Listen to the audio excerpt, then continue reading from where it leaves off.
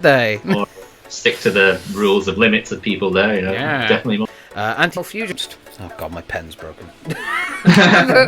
Like crossing. Oh, that looks good. It does look really good. Like that's one game that I would. Oh yeah. So I've not played through all the other Stalker games. I've got Is coming out Ooh, relatively soon. So that's obviously been announced, and a lot of people are annoyed. Which is good. I've been playing that recently. I want to get back into that. I played it for another trailer for that and a little bit of somewhat footage, I guess. See that? I think they said it's 2022. Yeah, that's come back out now. On PlayStation. Back on the PS Store. Prolific film composer, but he's done something different this time, and he's. It was quite a dreadful listen, to be honest. Infinitum. Oh, fucking hell, English. Yeah, there's laws, right? I think against having squirrels as well. I don't think.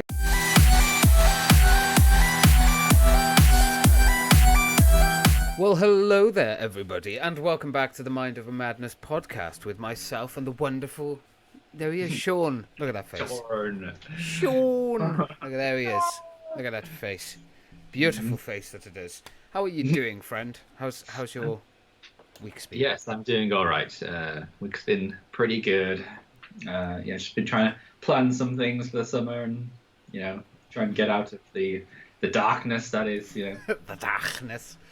Oh. Fair enough. Try and get out and about a bit. So, just been trying to make some plans this week. Oh, that's cool. So, what have you been up to this week, and how are you? Not a lot. Not a lot. Well, I say not a lot. A lot happened, but the most, I guess, interesting thing we'll discuss that later. I won't discuss it on here. But one thing I can talk about is I finally got my vaccine. Finally, I only had to ring 8 different fucking numbers to get it, but so a long time ago. Yeah, I was meant to have it back. So the way they do the vaccines, I found out was like A, B, C, D, like different groups, that kind of thing. I was P6, which basically meant I was meant to have it back when 65-year-olds were having theirs, because I was classed as a moderate to high risk. Hence why every time I asked the GP, am I high risk? They were like, well, kind of. Like, yeah, your arm and your finger, they're high risk. Everything else is fine. In our opinion, yes, not officially. Yeah. And then another doctor was like, well, I disagree. So I had that done yesterday, I believe. I've forgotten the days. So, yeah. Not any side effects or anything? No, I'm actually quite surprised. I had the Pfizer vaccine. So, my arm was a bit achy yesterday, obviously, when you have it naturally. And I'm a bit more tired and sluggish today and lethargic. But apart from that... Yeah, you felt worse. I felt a lot worse. Yeah. But yeah, no, it's been good. I had mine like 2 weeks ago, and it's pretty much the same experience, just a bit achy arm and a little bit tired the next day, but other than that, really nothing to write home about. Yeah, just waiting for the second one now. You had the smooth, silky Pfizer, not the horrible. Well, as some people call it, yeah. But yeah, other than that, watched some Lost, obviously, with you. We actually sat down and watched a couple of episodes, which was cool. Yeah, it's getting good. I know, it's getting very, very good. I might even watch some more later. Yeah, so we'll see. Don't get me all excited now.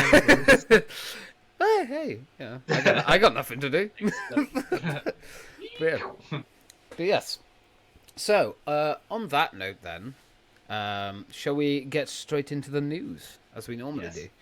Yes. The wonderful world we call news. So, have you got got any news? Then you can skip ahead like a couple of minutes. Yeah, hold on. I'll flash it on screen. James, edit. There you go. Now you can skip the news to that point. If news is triggering, then just skip the games. Although I've got 3 news stories, all very different. No coronavirus this week, none. So I try to avoid it as much as possible. But well, I've got one. So, go on. Yeah, no. Well, do you want to go first, or shall I? I mean about the coronavirus, though. Oh, go. All right, let's go. Let's get that out of the way. Let's do it. Okay, so apparently they've got this new enhancement of a variant called Delta Plus now. It's weird how they just make these names up. It's turning into like internet connection. Do you want BT or BT Super Plus?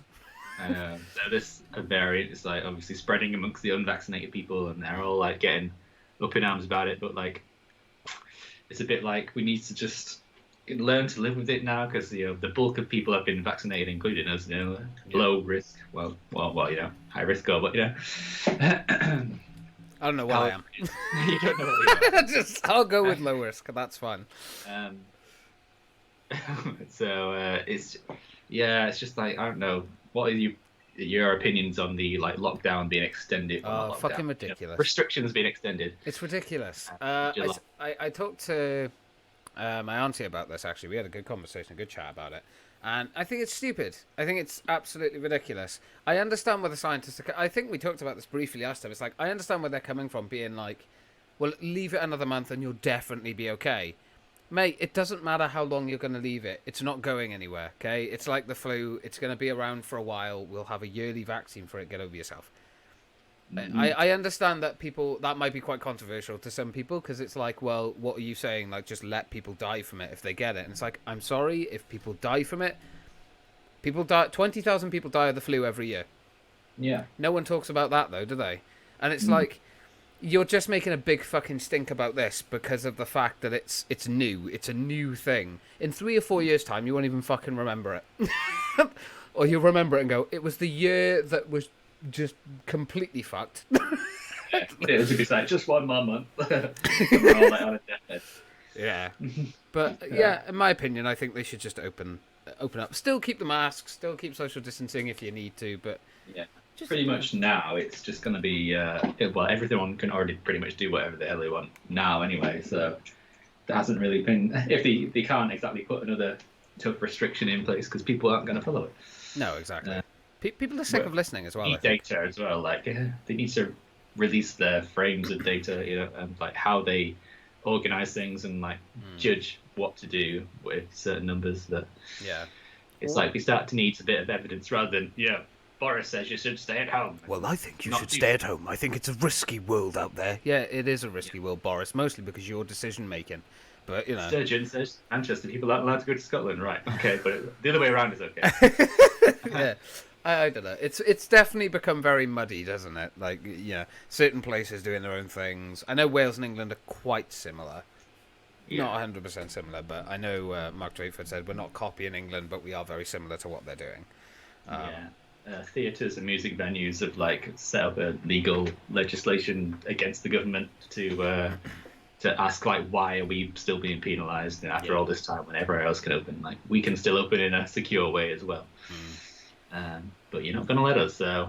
I don't know. I find it very stupid. And on the thing you were talking about like the government giving us information and telling us things, the data they used to increase for a month the opening, that was based on out of date data, which I find absolutely baffling. Like, I understand, maybe that's their point. Maybe them looking back and going, well, if we take action, even if it doesn't need to be, we're just being extra safe. But on the other hand, you're annoying a lot of people. So, I don't know. Yeah, they chose to ignore all the data that came out of the tester events, like in Liverpool and stuff. Download happened as well, didn't it? Like, that was a tester which event. Turns out, there's only a handful of cases from that. Yeah. So it's like interesting how all those like figures only came out after, the fact that maybe I'll be more popular if I extend it another month. Caution is the hot topic at the moment. It's so stupid, and it's like it's so stupid. Like, it should just open it up, man. There is no point in leaving it any longer. The longer you leave it, the more annoyed people are going to get, and the less likely people are going to keep wearing masks, because they just don't care anymore. They're going to be like, well, no, fuck you. You made us continue these stupid fucking rules for another month. Nothing has changed in that month, by the way, Boris. Like, I can't see much changing in another month. Maybe the cases are slightly lower. Yeah, it's just going to go ebbs and flows all the time. Yeah. So. Well, like I said, this is what I said to Vic as well when I was talking to her about it, was it'll just fucking go up, like, in winter. Or, up in winter again. It's just like the flu does. It's not going to... You are not going to get rid of it. It's just not going to happen. You're not going to... It's not smallpox. You're not going to eradicate it, Yeah. So just get on with it. I think at this point it's just an open up and Can we just live our life, please? Yeah. Please. Get on with it. Yeah. Fuck them. Fuck them. Oh yeah, let's move away from COVID and all right. focus on better things. Well, if you weren't finished this. No. I mean, to be fair, I'm quite tired of the COVID funness. Yes. So go on, enlighten us with your some other story. Well, the first thing I've got was, and this is going to be, I thought this was quite a prominent thing. It's the first time we've really sort of delved into this massively, I guess. But Hungary's new law passing of the LGBTQ thing, which was not good. Again, I'll leave the link to the actual full article down below. I'm only going to read snippets and we'll kind of discuss and go off of that. So yeah, Hungary passes law banning LGBT content in schools or kids' TV. New legislation outlaws sharing information seen as promoting homosexuality with under 18s. Why? Right.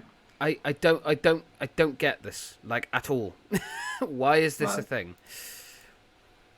I mean, like, what, they're not banning or, stopping people from learning about heterosexual relationships and stuff. So what is the problem? Yeah, it's mad. Hungary's parliament has passed a law banning gay people from featuring in school educational materials or TV shows for under 18s as Viktor Orban's ruling party intensifies its campaign against the LGBT rights. The National Assembly passed the legislation by 157 votes, get this, to 1.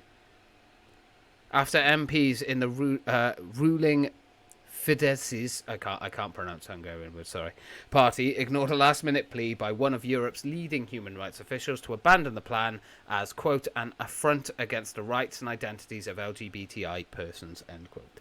Yeah, well, I suppose it just goes to show that there's still on a journey for this equality thing, and like it's not, everyone's not the same still.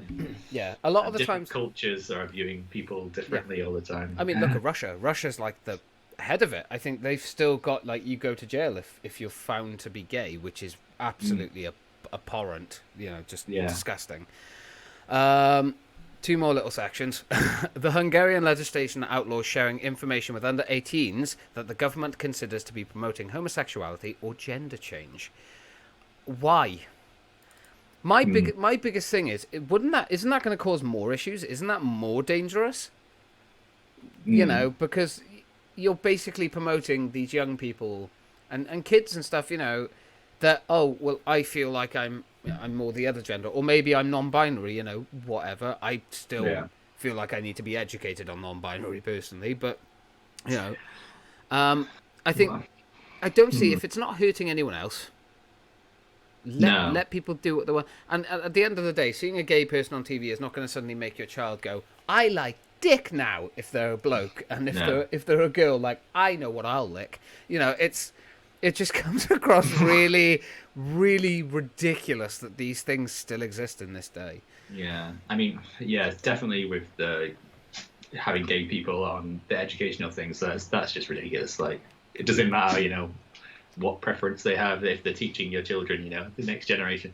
They're not exactly going to be going, hey kids, bro now, exactly. Over here. It's absolutely ridiculous. I can controversially probably understand not promoting, like, gender transformation under 18, possibly.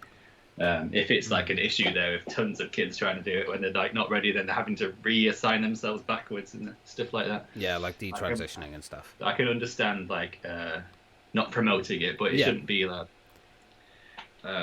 like in a way that's like, oh, you're more special if you're wanting to be a different gender. But it's like they're promoting, like, it's wrong to do that, instead of educating kids on it and being like, look, should be educated. Yeah, absolutely. I do agree. I think promoting it is very different to educating. I still don't agree with banning the promotion of it, especially in TV shows. That seems a bit weird to me. But yeah, the last part that I've got is Amnesty International's Hungarian chapter, which has spearheaded protests against the plans, described the passing of the law as a, quote, dark day for the LGBTI rights and for Hungary. So, Yeah, there is a lot more to it. Politicians didn't think so. Yeah, no, they didn't seem to give a flying fudge. I do recommend people go off and read the article down below. It is an interesting read. But yeah, there's so much more information to it. Again, I'm not going to read through the entire thing, but yeah, I mean, I just don't get and understand this fear, I guess, that people have against LGBT people. I don't get it. I've met many gay people in my life. I've made it very clear that I'm very pansexual. That's my orientation. I don't get it. I just don't understand. Maybe beliefs, if it's like a religious thing, but even then it's like, well, if they're not hurting you or if it's not affecting your life, why would it be a problem?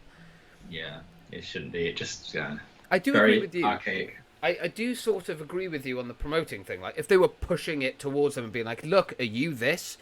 Yeah. That's not, I guess, a sensible thing to do. But again, like we said, like education and being in TV shows. I suppose kids that age will be easily peer pressured. Well, not peer pressured, but like, what's the word I'm looking for? Like, they'll believe things more. Yeah. Vulnerable easily, kind of thing. Oh, yeah, God. easily I know led. the word. I know what you mean. Yeah. Oh, susceptible. That's the word. That's right. To kind of falling into the belief that maybe they want to do something. Maybe they want to stand out from the crowd and all this. It's like they're doing it for attention, not necessarily because that's how they feel. Yeah, but if they're genuinely struggling, then that's a matter for like health boards and stuff to deal with as well. Yeah. It's kind of like the government is just trying to sweep it under the rug, like it's not a thing. And I'm just, bear in mind, I'm talking about Hungary and Russia at this point. But it's like they just don't want to believe it's a thing. Like, people are just ill or they're broken because, they like the same gender or they feel a certain way about themselves. And I don't know. To me, it just seems very inhuman. Well, yeah. Yeah. A lot of people will have a preference, but they hate themselves. Like, for it, so they will try and do these conversion therapies and stuff like. Yeah, it's amazing.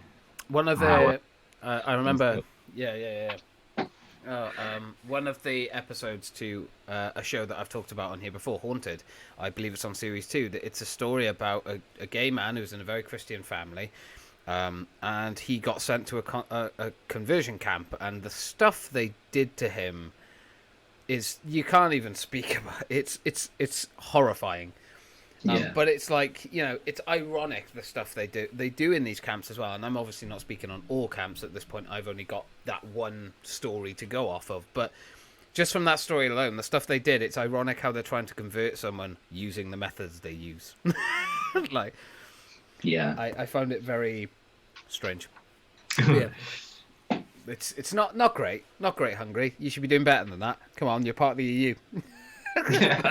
That's not on now. that's not on. Yeah. Come on, Ursula. They need to pass an EU-wide law about this. Yeah, exactly. Come on. You're the one that's apparently in charge. Yeah. Lovely perm. Yeah. So, have you got any more final thoughts? Speaking of Ursula. Oh, go on. There was obviously the G7 summit in Cornwall in the past 2 weeks. Yeah. Where all the world leaders met with Boris and on the beach. And so they all had a little discussion about world things and, how they're going to donate vaccines to the world and stuff like that. But also came under a bit of fire because they had a nice little barbecue on the last day. Didn't exactly keep their distance or wear masks, did they? Or stick to the rules of limits of people there, definitely more than 30. It was an interesting picture of like all the world leaders stood in the foreground, while in the background all the staff had all the masks on, like, the muggles, the mere mortals over there, the normal people. You can definitely see the divide. Yeah, interesting how they all were kind of sat there in their, high and mighty positions, not having social distance and stuff. But and then as a result of which the government will say it's not because of this, but Cornwall has like spiked in cases of coronavirus because of all the media and every single one person that's trying to get to Cornwall. Yeah, it's a popular spot anyway, but showing off the beautiful Britain, but at what cost? I think the thing is, I wouldn't mind it so much if they were like, yeah, we're aware that cases are going to spike because of what we're doing. But they just go, oh, well, it's not our fault. Boris will just be like, it's not our fault. It's you people. It's you people that don't wear your masks. It's all your fault. It's like... It's basically just the international media trying to get there as well. Yeah, exactly. Swathes of people that wouldn't normally be there, travelling there, obviously someone's going to catch it. But yeah, it is a beautiful place. I'm glad they chose Cornwall. Didn't Biden also have a go at a reporter and then apologise afterwards? Yeah. He like proper, sure he like proper got pissed off at her or him. I'm not too sure which it was, but yeah, I remember I did see something about that, and then later on he apologized for it or something. Yeah, I was just a smart ass or something. It was a comment, wasn't it? Like a comment on like him and Putin or something like that, like a conversation they had or. Yeah, you're trying to calm things down, isn't he? Yeah, that's gone well. Oh, yeah. God knows. I don't know. I find I'm glad that they have these summits and stuff and they talk about it and discuss kind of global warming. But let's be real here. None of them take it fucking seriously. No. None of them care. Bardo, isn't it? Like, I'm sat in the same room as the Chancellor of Germany. I must have good relations with her because I'm sat here. Yeah, and you can just see by their face. Stupid. You can tell by the way they talk to each other. They really just don't want to be there. Yeah. Well, I think Biden pretends but because he's American. Americans are known for being very nice, but I think Biden tried to put more effort in, and I think in doing so, it kind of actually bit him in the ass because he kept again. It's like the same thing as before. He stumbles over his words. He can't get stuff right. He's forgetting stuff, and I think the problem is he has to do all these things because obviously he's the president. But it's starting. I think people are starting to get quite concerned about his well-being. And if he's actually capable of holding this position. I mean, personally, I don't know. I'd like someone with more... I think we talked about this just before the election. Both candidates were crap. But there was a clear one you'd rather than the other, Yeah. But I do think Biden is sort of going down a slippery slope of not listening to... a lot of the stuff he used to say when he was like building up to his election, like the election and stuff, he's not stuck to much of it at all. And Boris is obviously trying to lick his ass because obviously Boris was hoping Trump would win, or at least get the coup through, either one. Yeah. And that didn't happen. So Boris's plans have all gone out the window, and he's had to readjust without pissing off his backbenchers. Let's face it, we could talk about that for hours, but. Yeah, I don't know. What's kind of your thoughts on like Biden and Boris? Biden and Boris. Biden and Boris. That sounds like a redneck rampage kind of mini TV show about two men that live on a farm. Yeah. I don't know. It's just as far as him as a person, I think people have realised that words don't carry much weight these days. It's literally just the actions. I mean, they've gone for a president who talks way too much and just says the wrong thing all the time. I like tiny hands. You can't get the words out, but I think everyone would prefer the latter. And I think I don't really keep too much track of what policies he's signing and what he's sticking to, but I believe he's done some good stuff as well, and rejoined the climate change thing. Oh yeah, and, of course, trying to at least doing stuff for the people. It will piss a lot of people off, but trying to do things. I definitely say he's better than Trump, absolutely. But there's definitely a few. I'm trying to say more traditional, I suppose, as a president. Inside the box rather than outside of it, like Trump. Yeah, he doesn't go on Twitter all the time for a start. It's very stage managed, unlike Trump. I'll be honest, I don't think Biden knows what Twitter is. Yeah, I think he's just like. I liked seeing footage of him at the G7. It seemed like he was getting on with, President of Canada and French Macron, and. Yeah, he was like the friendly old guy that's just there. They're all like trying to watch out for him. Yeah. They were like, this is the man that runs the most powerful country in the world. We're fine. And they're all like hugging him and stuff. And I was like, so much for socialism. Oh, great rules, guys. Great rules. Great sticking to them rules. And obviously the royal family comes in, and oh, you're like, well, the royal family. You must come and visit us. I feel so sorry for them. They have to meet these idiots and be polite to them, and it's like I imagine when they go back, they're like, I wish I could just strangle them. You see the Queen, like the Queen's been like slaying people recently. she's just like, oh, we're supposed to be looking like we're enjoying ourselves. I love it. We are enjoying ourselves, contrary to how it's a great time here, Your Majesty. I think you'll like it down here. It's a nice beach. Don't you like the beach? I love the beach. I went for a swim this morning. A swim.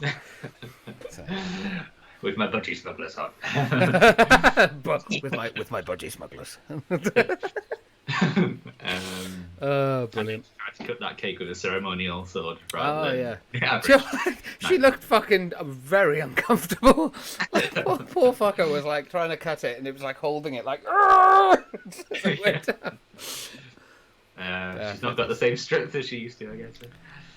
She should have just like gone from the sort like. Although I imagine that thing is just sharp there. Yeah, it just goes straight through. It's not like house knives. Butter knife, isn't it? If that's the thing she's like knighting people with, I suppose it's not supposed to be a razor. With your head. Oh, brilliant. Just clean behead someone with it. Oh, can you imagine? That would be very unfortunate. But yeah, that's the G7 summit that happened. Yes. I won't bore you with policies that they went through, because quite honestly, I don't even know them myself. I didn't look them up. So that's going to be interesting to see where that goes. It'll be interesting to see where that goes, and if anything actually comes from it. Yeah, world peace. World peace. So the next thing I've got is the Britain and Russia, the warning shots shot at one of our ships that went through Ukrainian stuff and everything up there. I'm not 100% sure. So I'm going to butcher some of the pronunciations of these, forewarning. Again, it's down below if you want to read more. Britain acknowledges surprise at speed of Russian reaction to the warship. The Kremlin summons UK ambassador as Boris Johnson says the HMS Defender's deployment wholly appropriate because it's Boris and he's never wrong. Let's be honest. Yeah. British officials acknowledged they were taken by surprise of the speed of the Russian reaction to the HMS Defender's 36-minute passage through the Crimean waters on Wednesday, as the British ambassador to Moscow was summoned to the Kremlin. Although a Russian response to the Royal Navy's warship passage within the 12-mile territorial limit was anticipated. The UK Ministry of Defence did not expect the Kremlin to speedily declare the warning shots had been fired. So it was like they were kind of, again, British politics, they don't know what the fuck they're doing. None of them do. They were kind of taken by surprise. So I think the idea of them putting the ship through is to kind of assert sort of dominance and make a point that they don't believe in Russians' kind of conquer of Ukraine. So that's kind of why they were doing it. Yeah, it's just all a big bits measuring competition, isn't it? My dick's bigger than yours kind of thing. Yeah, look at our forces. We can go wherever we want, and then they're surprised when they met with resistance and stuff. Stuff like this happens all the time. Yeah, the UK and the EU and America and kind of any westernized kind of countries don't actually accept that Ukraine is owned by Russia and kind of the seaport around and everything around it is sort of Russian territory. That's why these exercises keep happening. It's like they're asking for a fight, Yeah, both sides just push, don't they? Yeah, until something gives. A defense source said, quote, we knew that something might happen, but we didn't quite expect the Russians to say that, end quote. What had been expected to be a tense, if routine mission to assert navigational rights in the Black Sea had escalated into a military and diplomatic incident. The Russian military also claimed that the jet had dropped 4 bombs in the path of the British destroyer to force it to change course, but that was rapidly debunked because there was no evidence to support it. I assume there'd be evidence to... It's like Russia going, yes, we dropped bombs as well because we big dick, we know what we're doing. I'm Vladimir Putin. I ride horse with no top on. Sergio Rybukarev, I apologize, I probably butchered that name. A Russian deputy foreign minister said, quote, "We may appeal to common sense and demand respect for international law," end quote. Quote, "But if it does not help, we may drop bombs not only in the path of the ship, but also on the target itself if colleagues do not understand." Again, I highly recommend people go and read the full article down below. But essentially, yeah, it's like a big dick swinging competition. So I don't know the specifics on the incident and stuff, but basically I think back in 2014, Russia sort of conquered, quote unquote, Ukraine and took sort of ownership of it. And ever since then, kind of every westernized kind of culture has just sent ships through to do like little journeys and things like that just to assess the situation. And Russia is very protective. Yeah. There's also something in the article, again, I'm not quoting or paraphrasing from the article here, but there was something in the article that just after 12 minutes or something like that of being in that territory, they already had 2 Russian ships, or two Russian speedboats kind of thing, 100 meters away from them, and they had multitudes of flying aircraft going over them the entire time, some as low as 150 meters. Yeah. So it's clear that Russia just do not like people, trying to prove a point like, no, you don't own this place. Go fuck yourself. I suppose it would be strange if like a load of Russian warships turned up around Ireland and stuff. And then they're like, well, we don't accept that it's part of the UK. The thing is, I'm pretty sure we would send a response. Yeah, I don't know why. I'm not too sure about the details of what happened in 2014. I understand that it isn't just the UK; it is also like America and any other westernized union that just doesn't agree. Yeah. He probably took it illegitimately. Yeah, well, it's Russia. Because there probably wasn't much power in the Ukrainian government. Russia's not really a diplomatic state. I tend to find that, Vladimir Putin likes things done his way, hence why he just murders a lot of the people that go against him, allegedly. So, I'm not really surprised. I just found that quite interesting. I just saw that today and I was like, oh, okay. Well, not the greatest time to be trying to start a war, Boris. Boris Johnson actually did say that he wasn't... It's not clear if Boris actually gave the order for the ship to go through the waters, because normally sort of stuff like this, he has to be part of the decision-making, but it's not actually clear if he sanctioned it or not, so no one can really blame him. I wouldn't be surprised, though, it's Boris. Yeah, he'll blame anyone. He'll just put the blame on anyone, I suppose. Yeah, it wasn't his way out of it. It wasn't my fault. My wife told me I should do it. She said, "You've got a big dick. Make it known." And so I did. I did it. I spilled my tam-tam. I spilled my coffee this morning. I was very upset, so I ordered them to go through. Order! That was something that happened as well. Did you see that? He's actually switched to Labour. He used to be like heavy conservative, but now he switched to Labour, and there's like that. It's amazing what people do when they're not in a position of responsibility anymore. But even though he was actually criticised as facing any pressure. Yeah, I didn't realise this, but he was actually heavily criticised as Speaker because they felt like he was too lenient towards Conservatives, or something or the other. Again, I've not got anything for that. That's just something that's come to mind. So take that with a grain of salt. It's amazing how they have all these like opinions and get on all these talk shows, so when they don't have any like work, stable work coming in. Yeah, I mean, it's interesting. I find it. What he described it was something like a Conservative Party just doesn't have his views anymore, so that's why he's gone to Labour. And when he was questioned on why he didn't go somewhere else instead of Labour, he just said, "Well, there's only 2 parties that really matter, isn't there?" Kind of along, not those words exactly, of course not, but along, paraphrasing heavily, it was along those lines. He was like, it's either Labour or Conservative. He isn't wrong. Any other party is not going to even get close to Labour or Conservative, unfortunately. Yeah. So he spent his whole life being neutral, so I suppose it's about time he had a few things to say. I think he had 12 years as a Conservative. Like he worked his way up through Conservative, got to the Speaker, and then when he became, the day he got asked to be the Speaker, he handed his notice into the Conservative Party and said, "I'm no longer Conservative. I don't have an opinion anymore." Although I don't see how that would work. Like, you can't just drop your views just because. Oh yeah, you'll still have a private view. But... Yeah, exactly. It's not like professional. A professional view is I don't take sides. Order! Just like a teacher will have the favourite child and a non-favourite. I was definitely least. Order! So, get on the dots. Get into isolation. Go. But the duds had on or face the wrath of my cane. Oh, yes, daddy.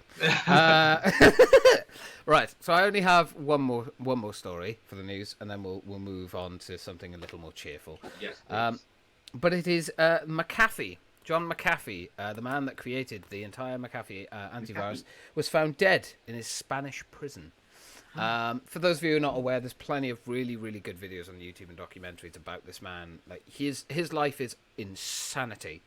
So I'm not going to go over it all here. I'm just going to read off the article and then we'll go from there. But the antivirus creator and international fugitive, John McAfee, dies at the age of 75 in a Spanish prison. The antivirus creator, infamous for a multitude of murky personal and legal matters, has died at the age of 75. Antivirus creator, software entrepreneur, and international fugitive John McAfee has been found dead in a Spanish prison cell. The eccentric British-American millionaire, best known for creating the antivirus software that bears his name, had been set to face extradition to the US, where he was wanted in connection with 17 million pounds in cryptocurrency fraud and tax evasion worth of millions. McAfee, who espoused the belief that taxes are illegal, ironic, previously sought refuge in I can never pronounce these places. Belize? I think it's Belize. Belize sounds right. Belize, and attempted to claim asylum in Guatemala before taking up residence at a disused hotel in the coastal resort of Cambrils in Colonia. I'm probably butchering that. I apologise. Quote, a judicial delegation has arrived to investigate the causes of death, end quote, the statement said, adding, quote, everything points to death by suicide, end quote. McAfee, who believed himself to be the victim of an international conspiracy, had previously insisted he would never take his own life, tweeting in 2019, quote, if I suicide myself, I didn't. I was whacked, end quote. He has, in all fairness, in the documentaries I've watched, he has always had this belief that the government is out for him. He's a lunatic. He really is. But there are blurry lines, and there are certain things where you're like, oh well, if you took a leap of faith. But a lot of he is a madman. Yeah, it's never a good thing when absurdly rich guys go to prison. No, and honest to God, I highly recommend you watch. I'll send you definitely some of the videos on his life. It's insanity. You wouldn't believe.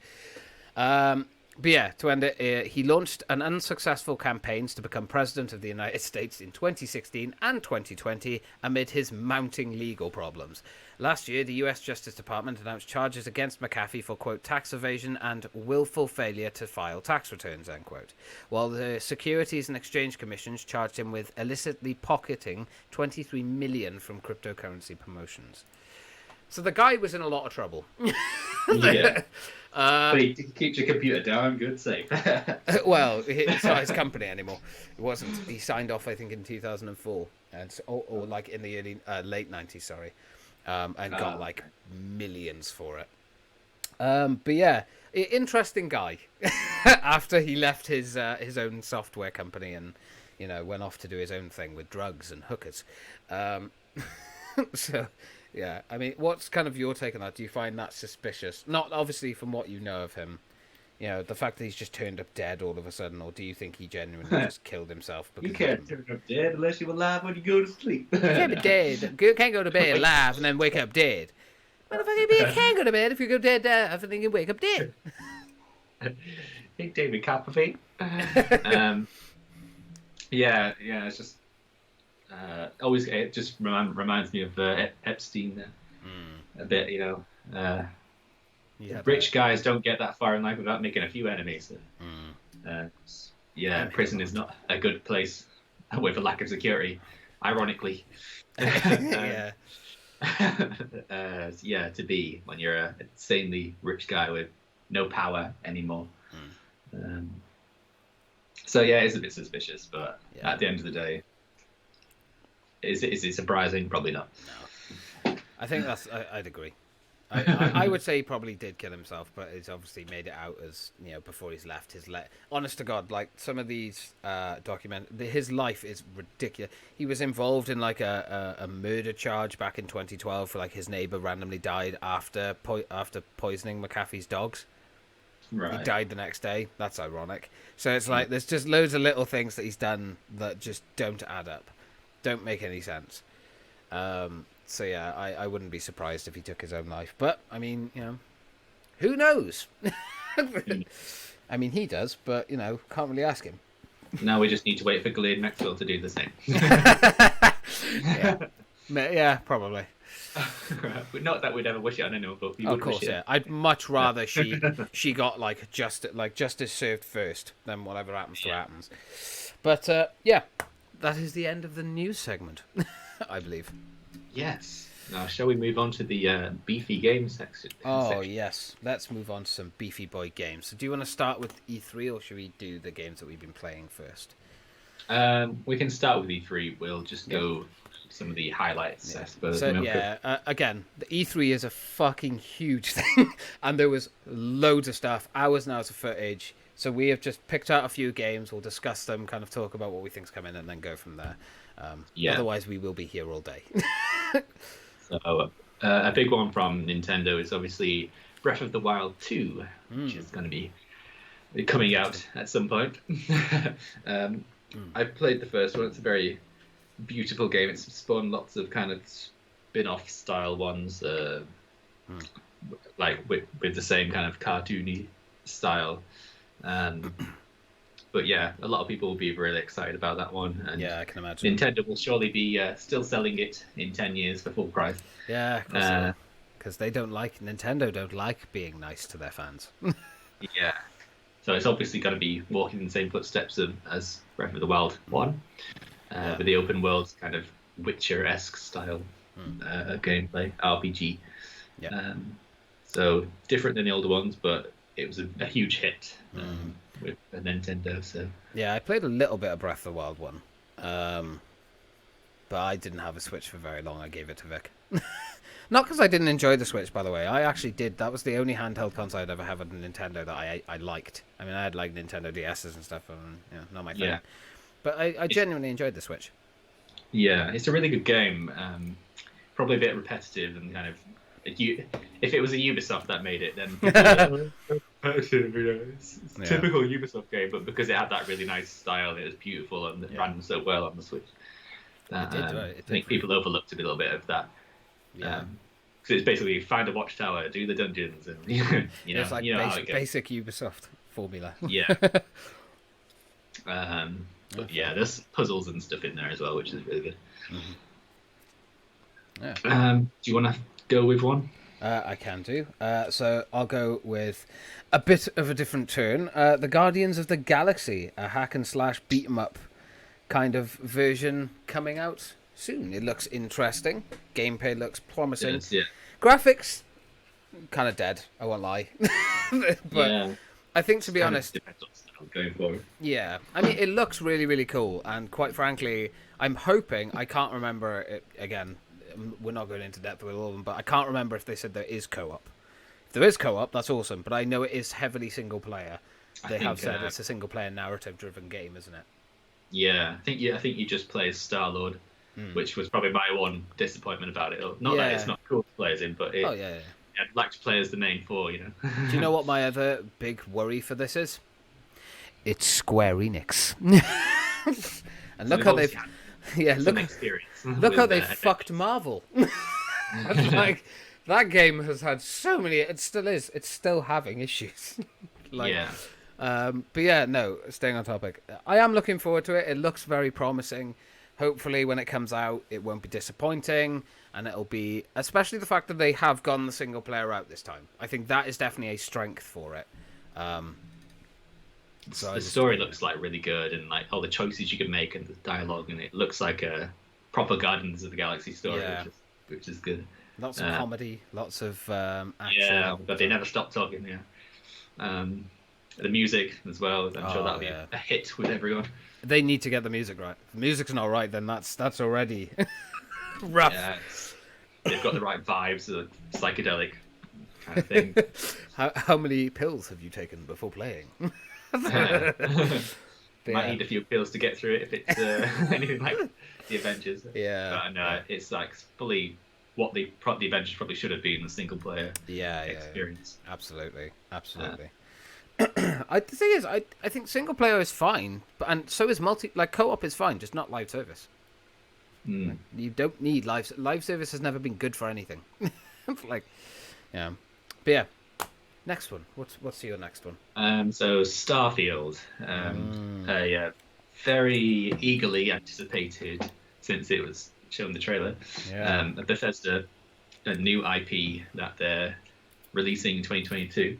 Yeah. It's obviously a different. It's been in the works for 25 years or something. So they say. I don't believe that, but yeah. So it should be exclusive to Xbox as well. So it should be interesting. But interesting how that goes. But we didn't really get a grasp of what it's really about. Yeah. It's like a space kind of RPG, like similar to Destiny-ish, but not fantasy. Really, I don't even know, to be honest. Yeah. It's much so, more space exploration. It's kind of I don't know. Don't quote me on this, but my guess is that it's going to be something along the lines of Skyrim, Fallout, but space. Yeah. Which I'm not going to complain at that. The game looks lovely. Yeah. I'm assuming it's a CG trailer. I'm not going to lie. But it looks very interesting. It looks promising. Bethesda, did fuck up with Fallout 76. I won't lie. They did pull it back, mind. The Wastelanders update was very promising. It was very good. It added a lot of good stuff. Yeah. They still charged £100 a year to be a member for a game that you're already paying £60 for, which is, I don't get, but, sure. Yeah. But, interesting. Yeah, feel free to launch into the next one. Well, State of Decay 3 was announced. Oh god, my pen's broken. Like crossing stuff out and my pen just breaks. Great. Decay. Yeah, State of Decay 3. Obviously, I've played State of Decay 1 and 2. They were kind of... 1 was pretty good, 2 was kind of questionable. Kind of same formula, not really much changed from it. So I'm excited for State of Decay 3. Hopefully they'll do a good job of it. But another, obviously, Xbox exclusive. Well, PC as well. Yeah. But we're probably going to mention quite a few Xbox exclusives, seeing as Sony were they're probably going to do their own. They're doing their own, so we'll talk about that probably in the next one. Yeah, they must be really confident to just completely go away from the grain and just have their own things, but they do have a lot of good stuff in the pipeline, I think. Do you know what? I actually think it's a good idea because it means they're on their own, so people are only going to remember their thing. They haven't got to go like Ubisoft, Xbox, Bethesda, like everything. It's just no Sony. So maybe it's a good idea. I don't know. But yeah, that's really targeting their own audience. Yeah, definitely. But yeah, State of Decay 3 also going to be on Game Pass. Same as Starfield. Yeah, pretty much all of them that they announced at the Xbox conference there. Yeah. And we're including Redfall. Yeah. Oh, that looks good. It does look really good. Like that's one thing. That's one game that I would like to play. Which I probably won't be able to.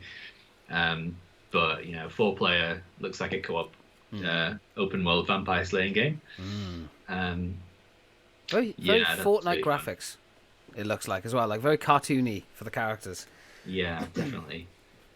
But that whole unique vibe, and they're all kind of a bit like Guardians of the Galaxy, psychedelic, funny style.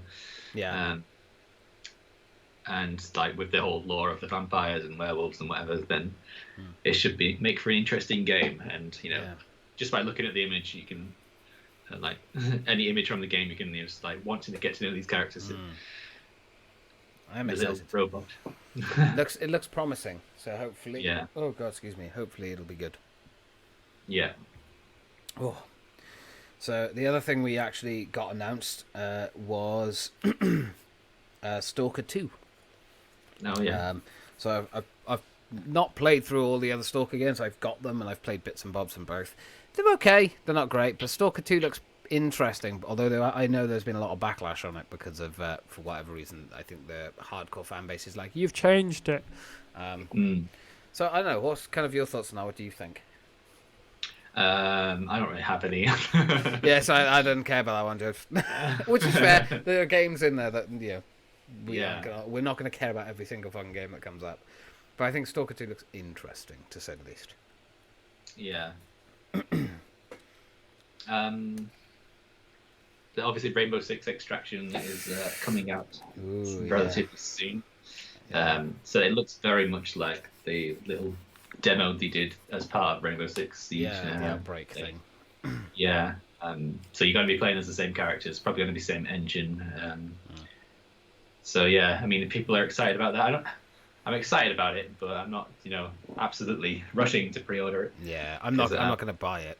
But it looks. It seems like a little bit shallow, to be honest. Yeah, I don't know. It depends how much they've put in the game, because the thing is, what gets me is like I feel like that's gonna feel more like an add-on than it's gonna feel like a fully fleshed out game.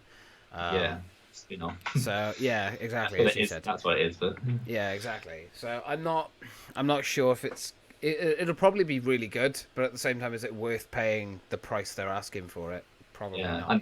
They've obviously doing this game mode, which is like. Probably called extraction or something, where you kind of got to rush to extract and stuff. Like, I'd prefer it if it was just like less pressure, like Rainbow Six Sieges, less kind of objective based, more killing zombies and killing the big zombies, and there's got to be objectives in there, but just make it a bit less pressurized, I suppose. But more in fun than constantly feel like you're under a knife. Yeah, like, every second you must be, Yeah. I just want to relax, man. But I suppose that's what gives it the Rainbow Six, title. With it being, kind of that style of kind of intense combat, very high pressured situations. Yeah. So yeah, I mean, it'd be interesting to see how it goes. It's not going to be like Back 4 Blood, which is just all out fun. Oh, I can't wait for that. That looks so good. Yeah. that is a game I can't wait. I'm not pre-ordering it, but hopefully it'll turn out to be excellent. And then when you get it on Game Pass. I'll try it on Game Pass first, and then I can sort of that's one of the good things, I guess, about having the Xbox, is I can just get Game Pass for a month and then play all of these games and be like, this is good, this is rubbish. Kind of. He's a Game Pass now. Yeah, but I don't know. I can't wait for that one. That one's gonna be good. He's a gamer now. It's a gamer. So obviously Battlefield 2042. Yeah. That's obviously been announced, and a lot of people are annoyed. Which I'm like, are you surprised? Like, it's gonna have the same fucking formula it does every year. That's it. So no, I'm not gonna buy it. So it's gonna be multiplayer. Orientated, some kind of a different game mode. That's not going to be Battle Royale, I don't think. Yeah, but they're not doing a single. Like, it's complete. It's what they did with Black Ops 4. Yes. Yeah.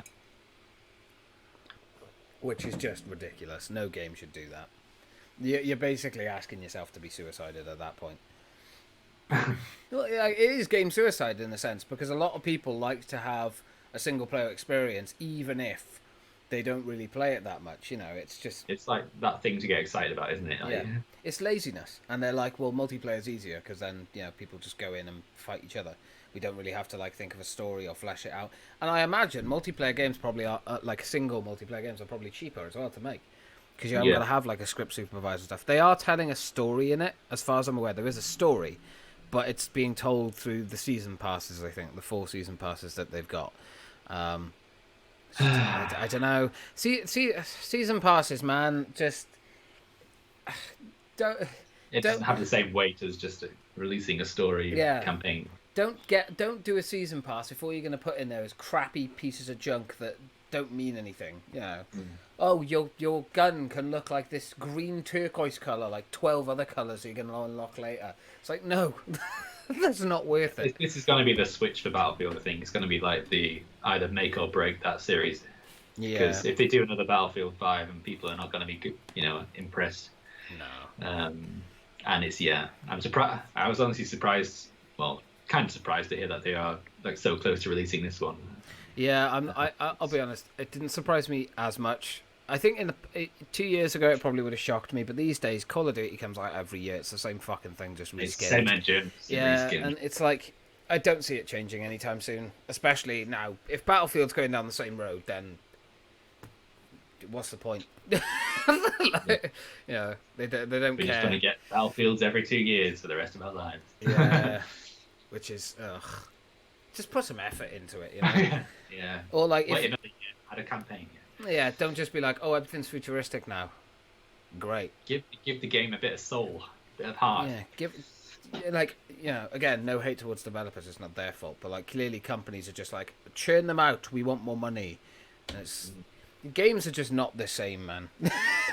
But on that note, one game I am seriously looking forward to is called, I believe, Somerville. Looks like a really interesting kind of scroller. And, you know, the art style looks absolutely gorgeous on it. I believe it is an indie title, and it's completely just one story, single-player thing. Yeah. It looks really, really cool and really interesting. And I genuinely love the art style to it, and I can't wait to get my hands on that game. That is something I'm super excited for. I think it is on multiple consoles as well. I don't think it's just exclusive. So, there was a lot of kind of debate about what, you know, launch exclusive means on the Xbox thing, because then it turns out a lot of them are like multi-platform, but they're getting a month head start on Xbox. Yeah. Well, it's like they're also on PC as well, Microsoft. Yeah. So it's like they're not just on one thing. Yeah. Exclusivity does launch not mean exclusive. The same. Launch. Doom. That's the new thing. that's the new thing. It's all about that launch exclusive. Launch exclusive, then people are gonna buy Xbox. Xbox. Fax pass. Yeah, I think that's the majority of. Have you got any more? I haven't. So I've got a couple more, not many. Oh wait, there is one thing go on. I forgot. Resident Evil. There's going to be some more DLC for Village, so okay, that's good news. But obviously, it was only just like written on the screen. There will be more DLC. Like, yeah. Australia. Yeah. But well, that's it. That's good news for people, because the DLC for Resident Evil 7 was quite good. It was. And just adding to the story, you know, adding to the depth, and people will be wanting to see a bit more Domitresque. Oh yeah. I haven't played the game yet, but you know.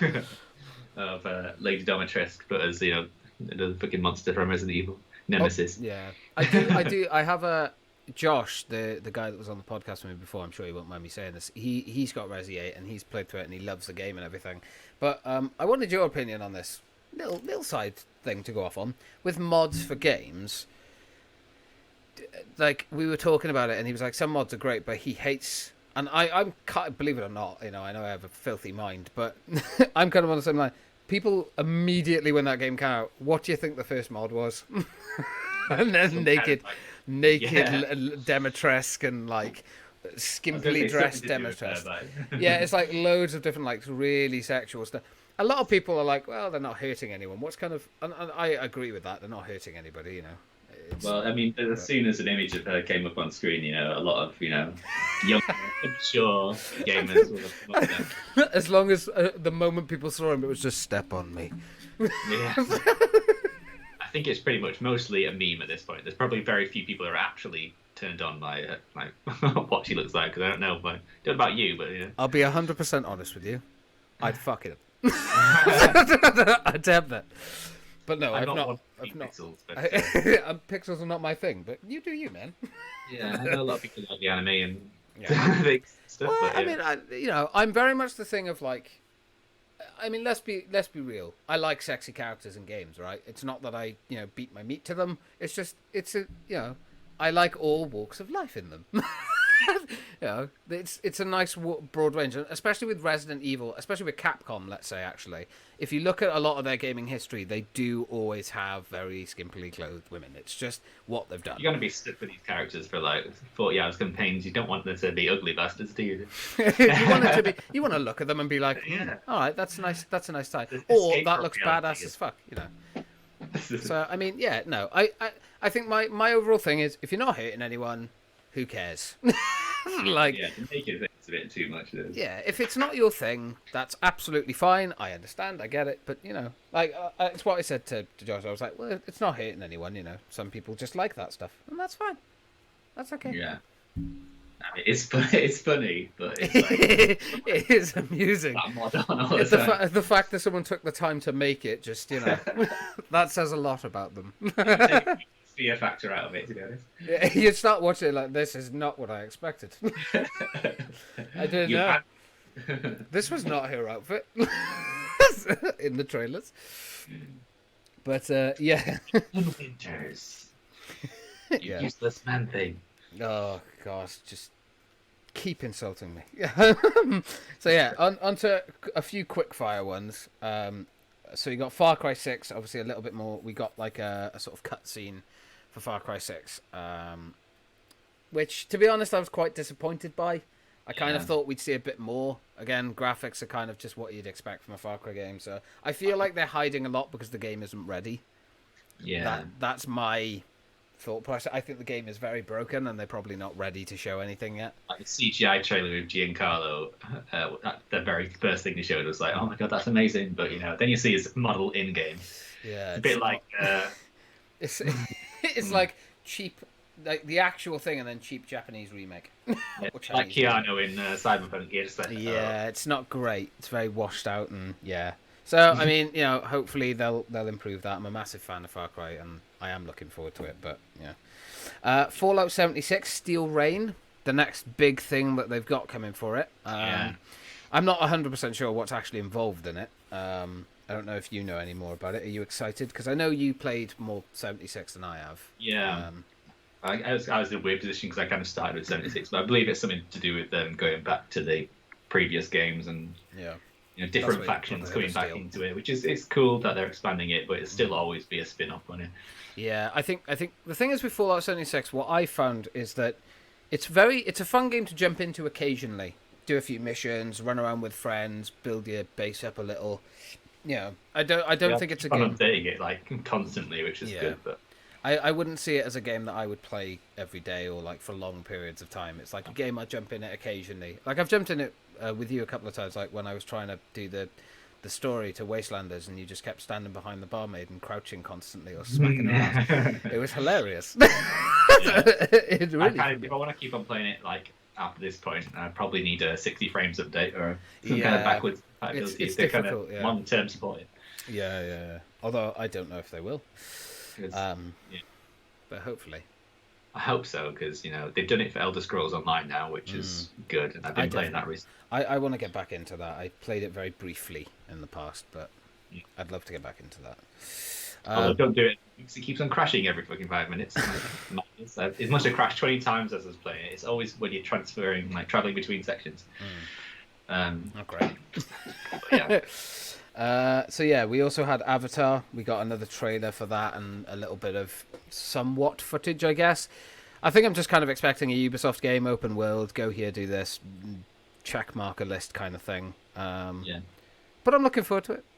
It's exciting. I'm kind of like when I first heard about Massive working on an Avatar game. It's like, I thought you heard my fucking opinion when it was like Massive Entertainment. Oh fuck. Just like. But to be fair, I wouldn't kind of be into a game that was in that world because it's such a gorgeous, world. Yeah. And all that lore and all that setting and I remember playing the original game that came along with the film, and that was very disappointing. But it had elements that were extremely good in it. The fact you could choose which side to be on, humans or Avatar, and it was very. A good concept, but it was just handled poorly. Whoever chose humans, get out. I did both, but I did the Avatar first because I was like, no, they win every time. Yes, but James, the people are wrong. Yes, that's your opinion, and you are wrong. They're not better. But yeah, Slime Rancher 2 got announced as well, so that was a nice little reveal because Slime Rancher 1's very relaxing. There was a game called Replaced.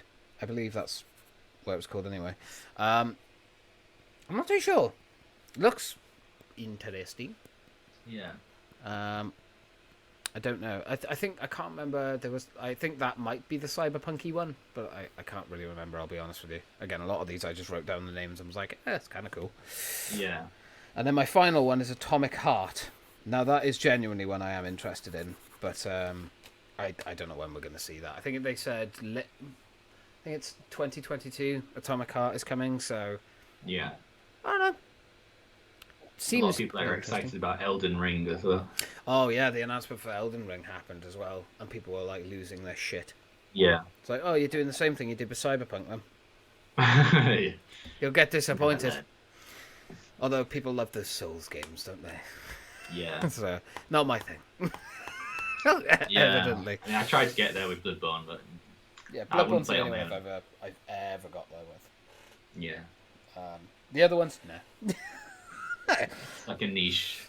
It is very niche. But yeah, should we go on to the games that we've been playing then? Yes. We'll go over that. Yes. Or just general gaming things. Yes. Anything that you've been... So we mentioned Cyberpunk a few times, I suppose. Yeah, that's come back out now on PlayStation. Back on the PS Store. For £40 though. So it is cheaper. A huge warning on top. Yeah, there is like a huge... bear in mind, this game is fucked. If you'd like to purchase it. So yeah, it is back on the store, which actually surprised me. I'm not going to lie, I was very shocked that Sony actually let that game back on the store. So it must be at least playable. But they have advised, there is the advised warning, it does say, it's better to own it on PS5 because PS4 still has major issues. Yeah. So. And it's just the benefit of having the SSD and the 60 frames of better processing power will just helps that game so much, even though there is like much more wrong with it than just that kind of thing. But I mean, it was bound to happen at some stage, but yeah, I don't know. I'm still very, very sketchy about it. I don't know if I think Sony made the right move by removing it, and it's been like, well, you want to say that anyone can refund this game? Well, screw you. Everyone's getting a refund. How dare you throw us under the bus, you prick?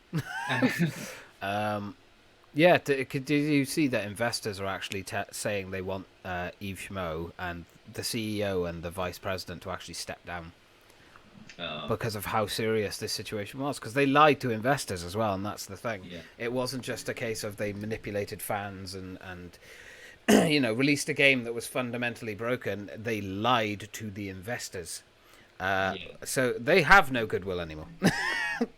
Yeah, but I mean, hopefully it's just a phase of the next game. Hopefully they come back with a bang. I don't know. What a stupid fucking decision to just release it when it was ready. Don't fuck around. Just be like, do you know what? Pandemic has hit us hard like it has everyone. And not just that, but we're not releasing this game until it's ready. You're not having a release date. Investors are like, well, we need one. Well, tough shit. You either wait and trust us, or you can fuck off and find somewhere else. That's what should have happened. And honesty is the best policy. People just scared of money. Like, that's the thing. The problem with game development and stuff now, it's just so heavily incentivized by money. They don't care about the product anymore. It's just money. Yeah. And it doesn't work. It's a slippery slope that will eventually fail and implode on itself, because you're never ever going to be able to keep making better and better and better. But yeah, I'm not going to go off on a tangent. Yeah. What else? What else? You got anything else or? Avengers released a little update which, for one day, showed everyone's IP address to. Well done, Square Enix. Everyone. Yeah. Obviously, it's some kind of testing thing that they have on morons dev builds. Yeah. But it must have slipped through the cracks and gone to the PS5 version exclusively. But fair enough, they patched it after one day, and it wasn't like. Yeah, that's what got me though. 24 hours to fix a privacy concern. Yeah. How little do they care now? Do they just not give a fuck anymore? You can imagine if they was giving away free cosmetics on the store, then 4 a.m. on a Sunday they'd be on that carb on it. Yeah, it'd be gone within minutes. But yeah, no, leaking people's addresses and private information. Nah, that's fine, fam. We can wait it would only affect streamers and stuff if or people who share clips and stuff. So I think that was it. I think they put a tweet out basically saying don't stream or take screenshots. Yeah, and the amount of people that stream this game, and then on PlayStation 5, you're looking like dozens. So not a massive amount. So I mean, maybe slightly blown out of proportion by some people, but it is a serious issue. It's something that just shouldn't happen, though. And the problem is I think if this had been the only issue that had ever happened with it, it wouldn't have been blown up to be such a big thing. But every fucking patch, they have broken something else. Something doesn't work. They launched the game in a fucking abhorrent state. It's why I don't like. I tried to play the game, but I just can't. It's completely fucked my trust. I don't care. It's just disappointing. I'm waiting for Wakanda. I'll jump back in then. Wakanda DLC. And if that's fucked, and because the thing is, I liked the Hawkeye story. That was very good. Short, but good. Yeah, well, they released the ending mission for that as a separate DLC with that other patch, Cosmic Cube. You fight Monica and stuff, which is it's a good boss fight. It's a step in the right direction, but it's like just one mission and what's it gonna do? So hopefully going forward they can learn from it. And, apparently there's been rumors of like a horde mode coming in the Wakanda DLC, and they're like teasing story elements that are going to be supporting it for years and years. So I don't know if it's all for free, then interesting. But we'll see. Is it enough to justify keeping it on the PlayStation if it's just like drip fed content? Yeah. I don't know how they're going to be funding it as well. But I think the thing is I think it's just disappointed me because I wanted that game to be so good. I pre-ordered it knowing that something bad was going to come of this game, and I was still like, no, it's Avengers. How can you mess the Avengers up? Played to the story, fantastic. Got to the end game and was like, that's how you fuck it up. And it's just, I don't know. I still enjoy playing it occasionally with you and jumping on and playing a few missions, and that's still fun, but it's just fundamentally playing it a lot is just not even an option, I don't think. No. Which is a shame, because it is a fun game. You can't dedicate. I don't think there's anyone who will dedicate it as their only game. It's literally it's a hop-on game. Yeah, definitely, definitely. But, I mean, yeah. But yeah, that's enough of Avengers. Yes, disappointing as it is. Any other games? So I actually managed to finally finish Yakuza 0 after months of playing it. Ending really good. Story is excellent. Highly recommend people go and play it. Also finished Halo 1 on Legendary difficulty. Ooh. I'll be honest. Over here. I'll be honest. It was not as bad as Alien Isolation, but it still twisted my bollocks. Why don't you stream it? No. Out of nerves. Maybe there's something in the works. Maybe I'm working on stuff in the background. Who knows? But yeah, we'll see. Also played a game called Beholder. Nice little indie game. You kind of manage a building, and it's kind of corrupt sort of Ministry of Government, that kind of thing. It's interesting game. I highly recommend it, but I would say play it on PC. It's on console, and I've been playing it on PS, the PS4 edition on PS5, and it's just a bit janky. That's all. I finally played through Marquette. I believe that's how you pronounce it. The puzzle one. Really good. I don't like puzzle games, but that game was fucking excellent. Yeah, I played a bit of it. I think you got stuck on something. But I managed to get it. Interesting way of doing puzzles, and the story to it as well was very human and very genuine, and I've always enjoyed stuff like that. Stuff like that. You get me with love stories and stuff. I'm a big wimp at heart, so. Oh right, yeah. There was a few bits. There's audio logs going over the top of it, isn't there? Yeah, and it gets very, very intriguing as it goes on. But then again, I'm a sucker for that stuff. I'll sit there and cry at a female story all night. So a female story. Well, what do they call them? Chick flicks. There you go. Oh right. Yeah. One I forgot about. I played through Rhyme. It was a PS4 game, but it ran really jankily on PS4. But on the PS5, it kind of goes at 60 frames, which is good. And that's a really touching story about a boy lost on an island, looking for his dad and stuff. Oh, fair enough. And then that's a really nice indie game, similar to kind of a little bit like Journey and stuff. There's no fighting or anything. You're just kind of exploring and doing puzzles. But it's got that emotional story under layers, so that is good. Oh, fair dues. The last one I've got is I finally played through Abzu. That's a really good. It is very good. Absolutely astonishing music. I love the music in that game. So if anyone wants a soundtrack to go and listen to, go and listen to that. Best soundtrack I've ever heard in the game. So good. Yeah. There's that one, and Everyone's Gone to the Rapture. That's similar. I think I can't remember if I did play through all of that. I think I did. Oh no, I think mine broke. I think I started playing it on stream and then it broke halfway through, and I was like, well, that's disappointing. Yeah, that was a good story game as well. I recommend playing like the entirety of that one. Yeah. I might go back and play that. It's very ethereal with the music as well. So. Same person did the music for it. So. Oh, fair enough. That makes sense. Right then. Well, do you want to quickly go through some music stuff before we jump into our films? Yeah, we can do. I don't have much or anything for the music, but I've got a few things. quite a few, please. I'll be honest. So the first one that I've got is McFly.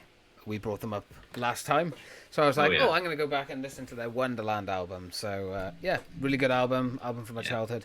Few standout songs: "I'll Be Okay," "Too Close for Comfort," very good songs that I highly recommend. So overall good album, good length, not too long, bit of emotion. But I've got so many. I've just thought of one. Okay, do you want to go with yours? Okay, well, I listened to an album by Danny Elfman. Now he's a prolific film composer, but he's done something different this time, and he's released an album with him singing and stuff as well. Now, it was quite a dreadful listen, to be honest. He's tried to team up with these kind of hard rock style of people, and his voice isn't the best. I'm not gonna lie. But I mean, I think he used to do some singing and stuff, so he may have just lost it a bit with the old voice. But yeah, there's not much melody in there for me. I thought, Danny Elfman, but it's not the same as his usual stuff. Oh no! And there's a lot of so it's obviously got a lot of meaning and stuff behind it. You can hear it in the lyrics and stuff because he wrote it in lockdown. Feeling a bit poo. So I appreciate that he's tried to branch out and do something different that use his time wisely in lockdown. But it doesn't provide a great listen in my opinion. But whatever floats your boat. Whatever floats your boat. I mean, I tried to get through about 5 tracks, and like each one of them was just. It's got worse and worse. Fair enough. So I've got 2 albums that I listened to. I can't remember. I don't recommend it, so I'm not even going to say it. I'll see if I can guess the picture. Search Danny Elfman. It's this most recent one. I got 2 albums from Hollywood Undead. The first one was Swan Songs. These are a band that I listened to kind of when I was in school. So this was like, if I had to guess, like around year 10, year 11. So the Swan Songs, the songs I would recommend are Sell Your Soul, Young, This Love, This Hate, and Pain. 4 very, very good tracks. It's kind of like they're very much, they've done a bit of everything, to be honest. They have rap, they have rock, they have kind of relaxing, more desert tones. Like, they're very, very good at manipulating kind of sounds and stuff and making it sound good, which is excellent. The other album is American Tragedy, which has my favourite track that they've ever done on there called Coming Back Down. You can probably guess what that's about. Sort of. I mean, when you listen to the song, it actually has nothing to do with that, really. So, Hear Me Now, Glory, and also Levitate. Some more songs from that album. Very good. Very, very good. Very good. Very good. Very musical. It's very noticeable. Very, very nice. Very nice. The best songs. They're the best songs. Another band that I listened to is 3 Days Grace. I listened to the album Life Starts Now. It's one of their older ones. Some songs off there: World So Cold, Lost in You, and Last to Know. You're noticing a pattern? I'm a very sad boy. I'm a sad boy. I'm a sad boy. I listen to sad songs. Evidenced by my next one as well, apparently. Linkin Park's last album, One Last Light. Cheer up, because I can't say I know. I like these albums, man. No, it's good, very good album. Obviously, everyone's aware what happened to Chester, but still good album. Battle Symphony, Sorry for Now, and One More Light. I tried to go for songs that aren't super popular and stuff, but obviously One Last Light. Who ain't gonna choose that? It's a good song. Okay. Off of the sad boy shit. We're on... I'm featuring the next track, Off the Bridge. Off the Bridge, Five Finger Death Punch, A Decade of Destruction. So it's kind of like their best kind of hits over the years. So they've got like Gone Away, Bad Company, House of the Rising Sun, and Battleborn. Very good songs. They are kind of more based around sort of the army and kind of doing songs for them. So much more heavy, much more not so sad boy. And then the final one I've got is a Nickelback album, All the Right Reasons. Oh, there we go. We're getting a bit more positive now. Yeah, well, this album has Photograph on it. We all know that one. Saving Me, Far Away, and If Everyone Cared. I know, sad boy songs. I haven't even noticed this. I'm only noticing this now because I'd listen to the album, write them down, then not look at them until we've done this. And I'm like, I'm a miserable cunt. Like, Jesus. But yeah, there we are. So a few music choices if people are feeling a bit sad, or if you want to hurt your ears with a really bad album. I'll send you some tracks with the words like hope, happiness, good to be alive. Good to be. Oh, that's a good song. Yeah. Very good song. I know that song. Yeah, no. I have happy songs. No, there's nothing wrong with like emotional. The thing is, there's a lot of other songs on those albums as well. I'm just very much I gravitate more towards kind of emotional or sad lyrics. I always have ever since I was young. I've done it. Finds things they connect with. Yeah, exactly. And don't get me wrong, I have like if I listed some Asking Alexandria albums, they're much heavier. Still some are sad songs, but you wouldn't be able to tell. Like that. So yeah, I think that's it for music. I don't have any more. Sean's like, thank God we can move on to films where it's somewhat happier. Well, we'll get to find out. Let's go to films. Does the trend extend into films? No. How's films been 47 Feet Under. Oh, okay.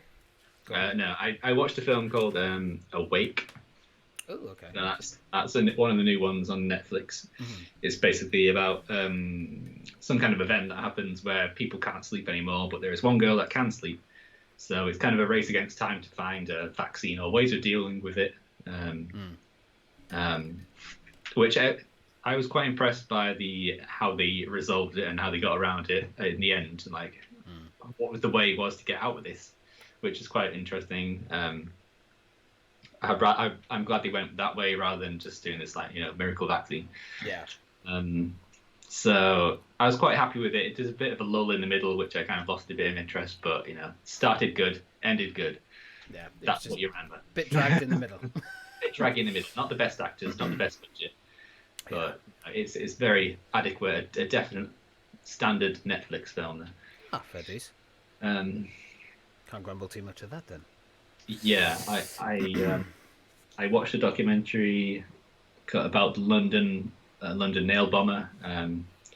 Yes. Who targeted all different kind of like races and gay people, homosexual, whatever. So just because they didn't like it because they're part of the far right extremists. And, but yeah, it's interesting to hear some of the victims of that and. There's someone in there who was like undercover working with this right-wing gang, which is interesting to hear from him. Or I think it was like an actor playing him, but based him. So a few more angles that you don't really know about, but yeah, it's quite good. Fair enough. Not the best, but it's quite good. Fair dues. Not that I'm ranking tragedies, but it sounds interesting at least. Yeah. One of the films I've got is Abraham Lincoln Vampire Hunter. A film that was panned when it came out, and I understand why. It was good action. The action sequences in it are excellent. Absolutely excellent. The story, not so great. It's too many jump cuts, too many time lapses kind of thing. Like what they should have done is had multiple films over a set time. It would have worked better, but they tried to cram it all in by just skipping about 1,000 million years. It's a montage. Yeah, exactly. And it doesn't work very well at all. But I enjoyed the action. The action kind of saved it enough for me to find it entertaining, at least. So there was that. Let's see. Fast and Furious 9. Oh, no, I haven't got to see that yet. I don't know if I will. Do you know what? Ironically, I don't think I will. because I've heard a lot of stuff about it that's not so great. Like, I'm not going to spoil anything, but, you know, there's certain things that were memed that have apparently become reality, which is just ridiculous. So please don't say this is the last one. No, they're definitely doing a 10th film, and it's going to be in 2 parts. So 2 more films. But yeah, God. Good things just never end. Know, right? They are good films. They very much switch your brain off and just enjoy them. But yeah, apparently, my action film. Yeah, Fast 9 apparently is kind of, you know, the Fast films are always sort of bridged that sort of not realistic and realistic, but they've teetered the line well enough that it keeps it somewhat entertaining and believable. But with this one, apparently, they've kind of just fucked off the realism to it and just, you know, and it's like, I don't know how I feel about that. Yeah, I saw in the trailer, like, the big, really unrealistic action part. It was just like, oh, what? Yeah. I mean, they're all kind of unrealistic and they weren't taking themselves too seriously, but... This one just apparently takes the biscuit. Yeah, kind of just takes the piss a bit. Like, you would be dead. Like, I'm a massive fan of the Fast franchise. Like, absolutely. I've loved them since the first one came out, and I've got them all. I own them all, including Hobbs and Shaw, and I've enjoyed them all. But when I saw the trailer for this one, although I was excited, it was kind of like, I think they're taking... like dropping someone out of a plane 12,000 feet and then them surviving when they hit the flood. Yeah, and like in the trailer, because this isn't spoiler, obviously when Vin Diesel drives off the bungee cord is holding the car. Yeah, they're like, oh, what we like. And then a magnet that picks up a car, and just like it's a bit too far past that reality. Like in the trailer, you see Vin Diesel get smashed through a door frame, which, for those of you who don't know, door frames have lintels, and those lintels are solid. If he went through that, he'd be dead. So it's like the realism just isn't there anymore. They've just kind of fobbed it off, I think. But I'm sure it'd be great for your popcorn flick. Oh yeah, if you just want to switch your brain off, absolutely. I actually finished the Sons of Sam Netflix documentary. Oh yeah, which was very interesting. Yeah, very interesting. Disturbing. But definitely an insight into sort of everything that went on. Hopes. And yeah, it was definitely an interesting insight. There's a lot of still things that are questionable and things that don't really make sense and add up, but I mean, you know, it worked. It's one that you kind of get a bit down if you watch the other one go, because it's quite dreary. Yeah, but it did take me like 2 weeks to get through it. You know. The guy just the voice over is like, yeah, he doesn't exactly seem thrilled. But yeah, I watched that. I also watched a documentary on Discovery Plus about the Devil Made Me Do It case, the actual case, not the film. And yeah, there was a lot of interesting information that came to light about that. So obviously in the film, there's a lot of things that are made up and aren't actually a real thing. For instance, Ed having a heart attack and the witch stuff and witchcraft and everything. Yeah. But there are other things that are in it that don't add up. And after watching the documentary, it's kind of made me question Ed and Lorraine's credibility a bit. Yeah. Because it doesn't look very good on them. Now, I'm not saying, again, I am a believer in that kind of stuff, but this documentary did bring things to light that kind of go against Ed and Lorraine Warren. Although there is stuff to go with them as well, like it's probably one of the most balanced documentaries I've ever watched, actually, if I'm being completely honest. But there is, if you don't dispute either side, it's very difficult to sort of ignore reality to an extent and the evidence that's in front of you. Yeah. So, yeah, very, very interesting. Yeah, it's dangerous if like the law didn't get passed, where you've got to, acknowledge the existence of the devil and stuff, because it would open the floodgates to a lot of, crime. I mean, I do think it's a thing that should be considered. You're asked to swear in the Bible on God that you're telling the truth. Then they need to acknowledge the fact there's devils and there's the demons and stuff. I get that, but yeah, I also see where you're coming from, like people just throwing out the thing of, well, I was possessed. The only reason that worked in this case is because there was a 7-month period before what happened of evidence that had been compiled and built up over those 7 months to go against, to go and uphold his side of the story of, well, I was possessed, it wasn't me. Yeah. That's the only reason he got a manslaughter charge and not a murder charge. Is the sheer amount of evidence that was there that they couldn't dispute. Yeah, so, I suppose people could say the same thing about mental illnesses and stuff. That they're acknowledged in the law system. Yeah, exactly. So, I mean, that is a debate for another time. Yeah. I also watched The Moor Side. It's based on a true story. Stars Sheridan Smith, who's a Welsh actress. Oh yeah. It's interesting. It was done by ITV. It's like in 2 parts, and it's kind of based around this case of a fake child abduction that had happened and had been planned out by the mother, and you find out that the boyfriend was done for paedophilia and things like that. It's based on true story, and it is very real, very gritty, and I don't know much about the actual case. I might go away and actually watch some stuff on it, because this mini-series... What was it called again? The Moorside. Moorside. Yeah. I think I might have watched it. It was a case based in... Oh, God. I've got to try and remember the location. Wakefield or something. Yeah, something like that. Was it Shannon? Sheridan Smith, yeah. Who's in it. But yeah, I think Shannon... That does ring a bell. So Shannon, I think, was the mother... I think. Yeah. Or it might have been Shannon might have been... No, Shannon was the daughter. That was the one that was abducted. Yeah. And then the mother and the father kind of built this whole thing around this smuggling the can thing where she's been abducted, but they actually, just wanted the money. The mother clearly just didn't care. And she basically had planned it with another man who she wasn't with to do it. It was the uncle of the boyfriend that she was dating. Yeah. He went on TV and was like flipping away. Yeah. Definitely an interesting series. I highly recommend that. It was very, very good. Also watched a film called Pride. Good film based around the time where LGBT people in the 1985, I believe it was, actually stood up for the miners after they lost their jobs and the mines were closed by Thatcher. It's an actual true story, a true tale when the miners actually marched with the Pride Parade in London in 1985, I believe. Yeah. So it's a very, very telling and loving tale and a very true story. And I highly recommend it. It's an incredibly good film, and I definitely recommend it. I've had a bit of a mixture of everything. Puppy! What do you think, eh? Oh. Puppy. I have 2 more films. Pivotal moment. Yes, definitely. I'd love to go on a Pride Parade. I'd absolutely love to. I've been on one. I really want to do one. I really, really want to do one. I've marched with a dog, a Pride dog. Pride dog. Yeah, Labrador. 2 more films. I'll get through these quite quick. The first one is The Owners, but with Macy Williams in it. Interesting film. A very, very interesting film. But it was filmed in the UK, I believe, as well.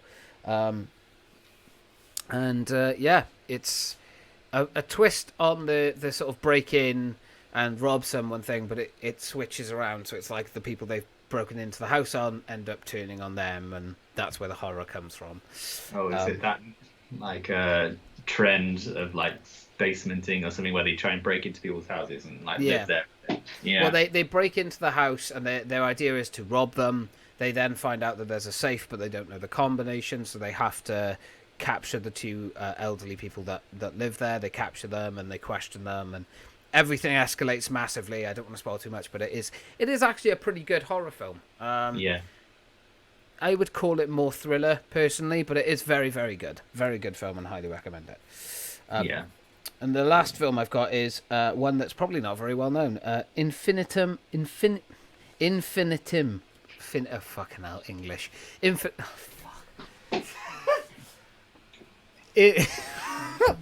Goddamn fucking English. I'm just going to call it Infinity. It's not that, it's Infinitum, I believe. Something like that. Subject unknown. The idea is like a kind of Groundhog Day for this woman. Stars Ian McKellen and 2 other actors as well, an actor and actress. It's very, very good. It was filmed with an iPhone, the entire thing. It was filmed in England, in a castle up in England, and it's actually it's an interesting premise. It's a bit slow in the beginning, but when it builds, it's very, very good. And it's very clever how they've linked it all together. So definitely a very Groundhog kind of quantum leap, if I was to explain it in another way, kind of sci-fi-esque to it. I do like my Groundhog Day movies. It is very, very good, honestly. I'll have to send you a picture of it, and you can look it up, see if you can find it and watch it. Yeah, I'll see if I can say it as well. You'll be able to say it. I can say it. I don't know why I can't say it all of a sudden. Okay. But yeah, there we are. But yeah, that's it. I don't have any more films. Anything on your end? No. Oh, we are on to our final thing for the day. It's been a good one. This one has been a good long episode. It's been good. On to the random things, which I didn't have any. Neither did I. I think this week we didn't have any, so I came up with a random question of what would be your dream pet? So you could have any animal. You could own any animal, no restrictions, nothing like that. Any animal that you would like to own. What would you like to have as a pet? If you could. I was going to say tortoise, but that's a bit boring because I did consider getting one of those. Tortoise? Yeah. I considered getting one of those. I always loved my grand's tortoise, but it got stolen by youths. And God knows what was done to it, but... they stole a tortoise? Yeah, apparently it's a thing. Tortoise pinchers. Tortoise pinchers? Oh. That sounds like a joke, but it is. That's really sad, actually. I'm laughing, but, you know. It literally lived in a front garden. Like, there's always like little bits of cabbage when it's like trying to eat it. And yeah, it must have been about, I don't know, it's probably about 50 years old. Bloody hell. Yeah, because they live for until 100 or so, don't they? Wow. Yeah, it's so cute. Oh. It got stolen. It's just like, that's it. End of. Oh, no. I will get one day. Tortoise! I like researched into getting one, and then you've got to buy like the heat lamps and like not aquarium, like what's it called? Thing for it. Habitat. Tank. Yeah, something like that. Yeah, so it's quite, and then you can only have it out during summer, and yeah, it's got to hibernate and things like that. So, goddamn life, you know. Yeah. Too needy. too needy. Oh. No, fair enough. Having dogs, I suppose it's really not needy. Yeah. Oh, so you'd have a tortoise? Yeah. Oh. Kind of very different to mine. I'd have squirrels. If I could have any pet, I'd have squirrels. I know there's like... Oh, great. Yeah, there's laws, right, I think, against having squirrels as well. I don't think you're actually allowed them as pets. I don't know, I could be wrong. I know you can have like chipmunks and chinchillas, but their cages are massive, fam. They're huge. I wouldn't know where to fucking put it.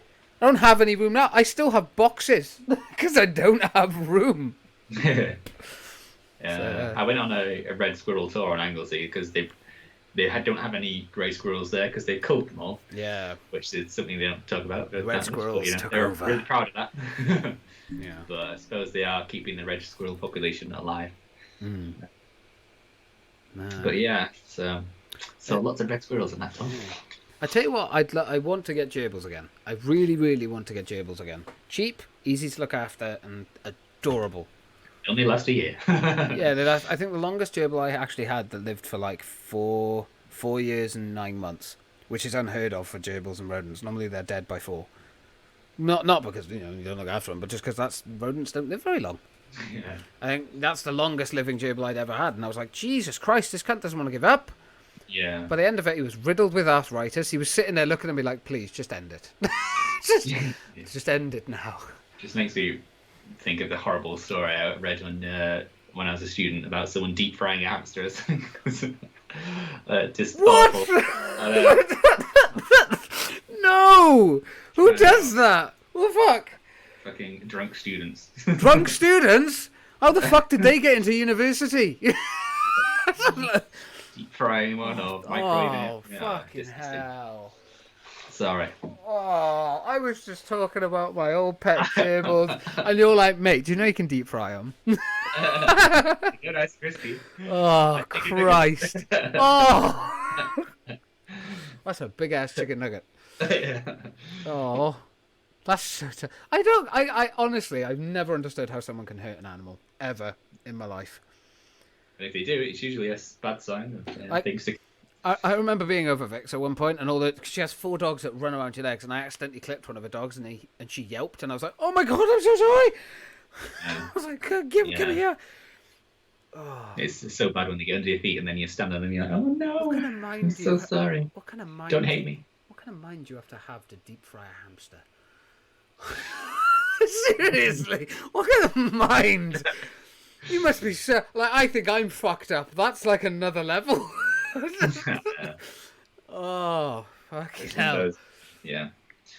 No, the stupid drunk stories. Oh, that's disturbing on many levels. But yeah. Send you the video. No. Yeah. Let us know down in the comments what your dream pet would be if you could have anything. Sorry for ruining the subject. Don't think about don't think about deep frying a hamster, and if you do that, get help. Also, go fuck yourself. Yeah. That's so I don't even know how to word anymore. What an interesting tale to.